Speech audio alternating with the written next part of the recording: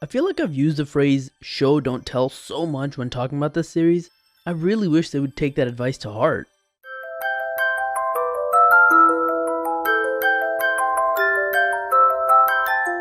Yes, ladies and gentlemen, episode 60 of the Pokemon Journeys anime titled Aim to be a Leek Master, Adhere to the Path of Chivalry just dropped, and in this episode, Ash is getting his rematch with Rinto. Will he be able to beat him this time? Let's find out.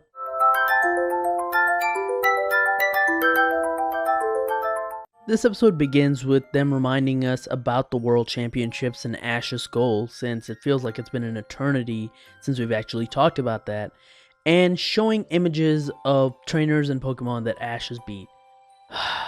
I feel like I've complained about show don't tell so much in this series, so I'm just gonna move on. Ash and Go are training at the beginning of the episode with Farfetch'd and Go's Scizor, and after they finish training, they head to the Pokemon Center when they spot a tired Bellsprout. Go's Grookey uses the ability to heal it, they become friends, so Go captures the Bellsprout. In the Pokemon Center after they heal, Ash gets a little notification alert on his phone for a World Championship battle. It's Rinto. Rinto is now also participating in the World Championships himself, so he wasn't doing that last time, and right now he's in the Super class. Ash challenges him, and he accepts. This battle is awesome for a bunch of reasons. Rinto is still the technical fighter, while Ash is still the brute strength but more tactical fighter. Ash has always relied on his creativity to battle. In this battle, however, that seems like the bad choice because Ash's strategy of using Detect is immediately countered because Rinto's Gallade can transition from defense to offense so quickly, able to block with one hand and then use Psycho Cut with another. Ash tries his Detect plan a second time, but Gallade this time knows Feint, which means it can hit through Detect, and it also slices off Farfetch'd's Leek. Farfetch'd is a swordsman, and as a swordsman, getting your sword cut is like the worst thing imaginable. Farfetch'd almost loses his will to fight, but Ash reminds him of Wickstrom, specifically his Aegislash, how it was able to use its shield to defend and then quickly switch to attack. So with the broken Leek on the floor, Farfetch'd decides he's also going to use a shield made up of his broken Leek. And surprisingly, Farfetch'd is doing really good, able to block and attack at a pretty good rhythm. But again, Gallade can attack while defending, so Farfetch'd is sent flying again. At this point in the battle, as Go points out, Rinto's like toying with Ash because his Gallade hasn't taken a bit of damage. Farfetch'd is getting upset about this, but Ash, using Talk no Jutsu, talks about how he knows that Farfetch'd is stronger and that he believes in Farfetch'd all the way and they can get stronger together. And Farfetch'd is back in battle, this time more motivated than ever. This time, Ash uses the Detect strategy again, but doesn't try to get behind Gallade or anything like that. He instead goes back to his position and uses Fury Cutter. And I love this moment here so much.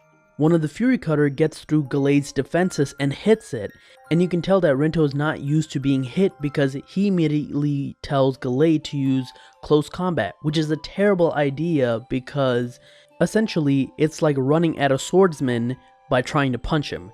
It's not going to end well for you, and Farfetch'd hits a whole bunch of Fury Cutters, critical hitting Gallade 3 times in the process, and begins evolving.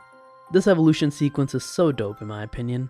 And while I saw a lot of people complain that they felt like Farfetch'd evolved too quickly, seeing how they actually played it out in this episode, I have no issues with it.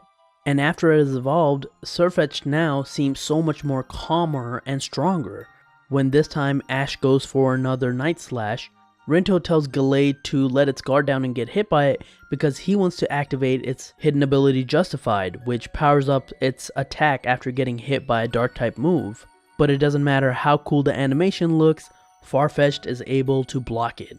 And as he's blocking, Ash and him say that they're ready because Leon is waiting for them. So Farfetch'd uses Night Slash one more time and KOs Gallade, which means Ash wins. Ash's rank jumps from 273 to 184, Rinto and Ash wish each other well, and the episode ends with Sirfetch'd protecting Ash from getting splashed with water, while Go is going on and on about how awesome it was how Farfetch'd evolved, responding to Ash's feelings. This was a fantastic episode in my opinion. The main criticism was just the fact that We've skipped so much of Ash's World Tournament matches. I really don't understand why. Ash is a main character, so I would assume his goal would be important. We see every single one of Go's capture, but yet we never see all of Ash's fights. I know the main reason is because animating a fight is much harder than animating a Pokemon being caught, but still. And it's annoying because anytime it's a Ash focused episode, people seem to generally like it way more than the Go focused episode. And I would think that the people behind the scenes or whoever's in charge would look at that and be like, maybe there's a reason for that. The only other criticism I had was that there was a bit too much footage from previous episodes used as flashback.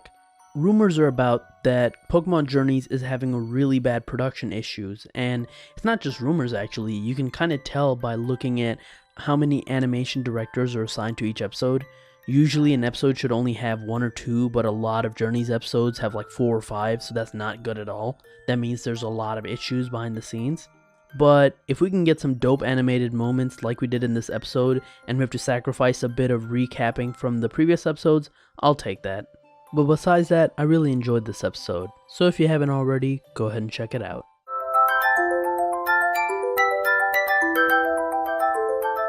The next episode seems so bizarre. It's a filler episode that includes Plusle, Minun, and Handyman.